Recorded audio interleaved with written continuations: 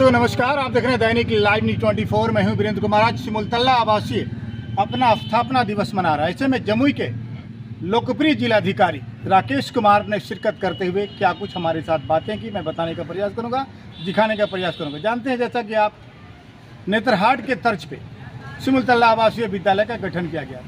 यहाँ के बच्चे ना सिर्फ बिहार में बल्कि देश दुनिया में अपनी प्रतिभा का लोहा मनवा रहा है। और तमाम, जैसा कि जानते हैं, कभी जमुई अति नक्सल प्रभावित क्षेत्र हुआ करता था, लेकिन विद्यालय खुलने से कई प्रकार की योजनाएं आने से नक्सली आज बैकफुट पे हैं। और सबसे बड़ी नक्सलियों का एक कारण यह भी हो सकता है कि बेरोजगारी बहुत थी, लेकिन कोई भी ऑर्गेनाइजेशन जब ओपन होता है ना, तो अप्रत्यक्ष रूप से कई प्रकार के रोजगार का सृजन होता है। जिस प्रकार से सिमुलतला आवासीय विद्यालय अपने आप में एक अजूबा विद्यालय, जहाँ के बच्चे हमेशा से अव्वल आते रहें। ऐसे में आज स्थापना दिवस मनाना कहीं न कहीं सिमुलतला के लिए गर्व की बात कही जा सकती। उन्होंने स्पेशल हमारे साथ जिलाधिकारी जो स्पेशल मुलाकात में क्या कुछ बातें हुई, मैं आपको दिखाने का प्रयास करूंगा। बन रहिएगा हमारे साथ। जिलाधिकारी जमुई जुड़े हैं राकेश कुमार सर, क्या कुछ कार्यक्रम हुआ सर आज सिमुलतला में? देखिए, सिमुलतला आवासीय विद्यालय की स्थापना 9 अगस्त 2010 को माननीय मुख्यमंत्री श्री नीतीश कुमार जी के कल संबोधन की गई। बिहार विभाजन के बाद जो प्रसिद्ध नेतरहाट विद्यालय है वो झारखंड में चला गया है। बिहार के बच्चों का जो नामांकन था वो नेतरहाट विद्यालय में संभव नहीं हो पा रहा था। इसी खालीपन को दूर करने के लिए नेतरहाट के विकल्प के रूप में सिमुलतला आवासीय विद्यालय की स्थापना माननीय मुख्यमंत्री जी के अग्रणी प्रयासों के कारण संभव हो पाया।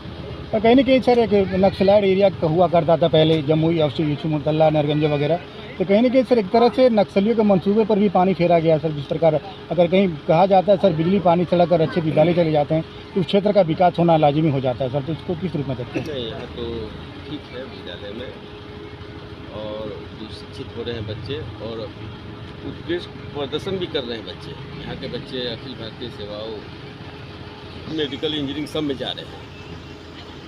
तो अब नया बिल्डिंग भी बन गया है, हॉस्टल भी नया बन गया है, और जो शिक्षक की कमी था उसको भी हम लोग बीपीएससी के जो टीचर है उनको पटनुत करके पूरा कर दिए, सौंदर्यीकरण कर दिया, बैंक का शाखा भी वहाँ खुलवा रहे हैं। इस ढंग से ये जो है पहले जो अभावग्रस्त था, अब राज्य सरकार के प्रयास से मैंने बहुत ही अच्छे ढंग से हो चुका है। और ये अपने प्रयास से यहाँ के छात्र छात्रा अपने पढ़ाई से, प्रयास से बिहार का नाम रोशन करेंगे। सर क्या कुछ सौगातें भी मिली हैं क्या सर आज सिमुलतला आवासीय को? नहीं, उसमें तो प्रबंध परिषद के बैठक में जो भी वहाँ प्रॉब्लम होता है उसको हम लोग हमेशा दूर करते रहते हैं। सर सिमुलतला में एक स्कैम चल रहा है बिजली डिपार्टमेंट की ओर से। प्राइवेट मीटर वाले जो है मीटर लगा देते हैं और फिर जेई से उनको पकड़वा देते हैं। ऐसा स्कैम चल रहा है, कई लोग इस तरह पकड़ा जा चुका है। ऐसा कुछ मामला हो तो हमको सर मेरे पास इसकी न्यूज़ है, मैं आपको जानकारी में दूंगा। हम स्कूटी में विद्युत को बुला कर पूछेंगे क्या मामला है। सर पूर्व में भी मैंने आप मार्केटिंग ऑफिसर झाझा के बारे में जानकारी दी थी, आपने संज्ञान उस पर लेने कहा था, आपने कहा नहीं, उस पर तो एक्शन हुआ है, उससे एक्सपेंशन भी पीछे पूछा गया है। देखें कि एक्सपेंशन पूछा है, जो पेंडिंग में लोग जो राशन कार्ड को रखे हुआ था उन लोग का वेतन तक हम लोग रोके हैं। सर आज ही बिचौलिए घूम रहे हैं 1500, 2000, 2500 रुपये लेते राशन कार्ड बनाने के नाम पर, क्यों कर रहे ऐसा? मार्केटिंग ऑफिसर के कार्यालय के बाहर में ऐसा काम हो रहा है। हमारे संज्ञान में जो है आप देखेंगे बरहट में हम में हैं, खैरा, सिकंदरा और अलीगंज। इस आरटीपीएस काउंटर है, वहाँ भी हम घूम कर देखें कि रही दलाल क्या है, चकाई तक हम देखे हैं। तो अगर इस ढंग का कोई पाया जाता है तो उसको तुरंत हम लोग गिरफ्तार करेंगे और सख्त कार्रवाई करेंगे।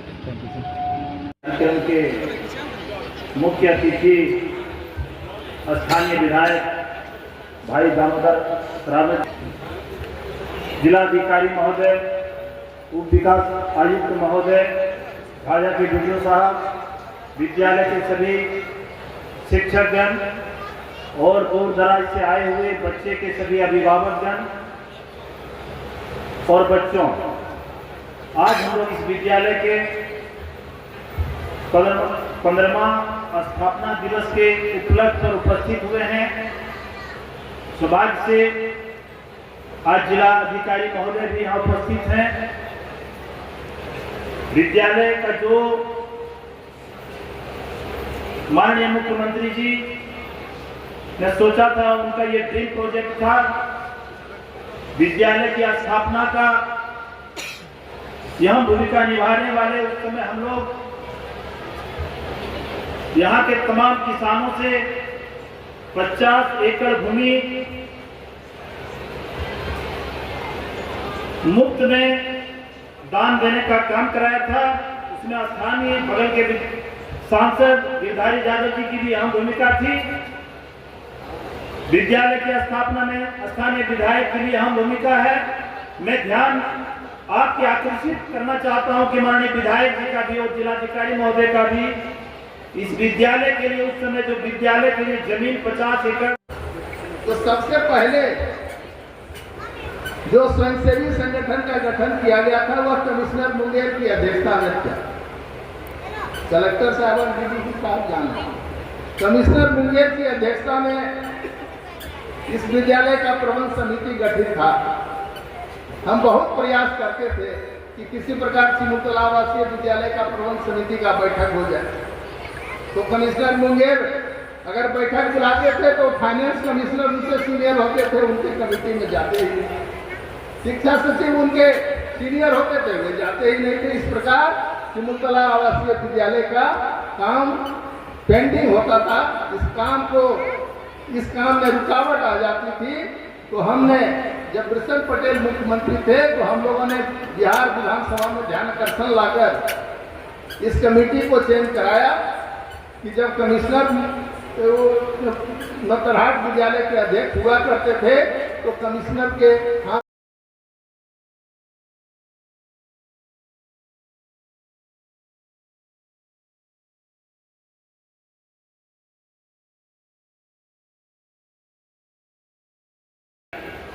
इंटरेस्ट लेना मैंने शुरू कर दिया। मैं यहाँ पर सर देख रहा हूँ कि इस विद्यालय का जो समस्या है वो 3 भागों में बटा हुआ है। पहला जो समस्या है वो टीचर से रिलेटेड है, दूसरा समस्या है जो विद्यार्थियों से रिलेटेड है, और तीसरा जो समस्या है वो इंफ्रास्ट्रक्चर से रिलेटेड है। ये 3 भागों में बटा हुआ। इंफ्रास्ट्रक्चर से रिलेटेड चीज़ों का विकास करना, ये प्रबंधन कमेटी या आवासीय विद्यालय का जो ट्रस्ट है वो बखूबी करना शुरू कर दिया है। क्योंकि अब उसके हम भी मेंबर हो चुके हैं। लगातार इंजीनियर्स और प्राचार्य के साथ हमारा संपर्क बना हुआ है। एक एक चीज़ का हम लोग मॉनिटरिंग कर रहे हैं, और आने वाले समय में 1 से 2 साल में पूरा आवासीय परिसर का परिदृश्य बदल जाएगा, ये मैं आपको वादा करता हूँ। और जिला पदाधिकारी के लिए आदेश ही संभव हो सकेगा। अभी तुरंत अभी कहा गया टीचर के बारे में